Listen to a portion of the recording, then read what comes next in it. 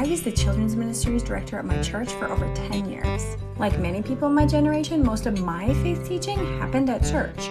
So while I wanted to help my kids love God, my personal kids, I kind of felt unequipped to do that outside of a church program. I knew what I needed to do, but I was really overwhelmed by all the to-dos that I thought I had to do. And I kind of wished that my husband would just hurry up and start being the kind of spiritual leader I had expected him to be. Over time, I discovered the power of this tiny little blessing habit that I've been doing with my kids. I also started to study habit formation and realized that tiny little habits are the best place to start. It wasn't about doing it all or knowing it all. It was about small, intentional moments.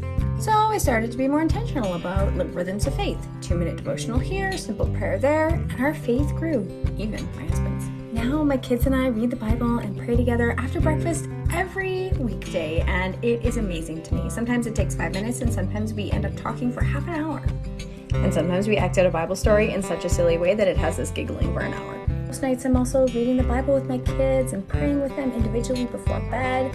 I leave them every night with a scriptural blessing, and even if it's a super late night, they often sing the blessing with me because they've memorized these verses. But the best part is that I can see my kids thinking about God and bringing Him up in natural conversation in ways that I never even thought possible.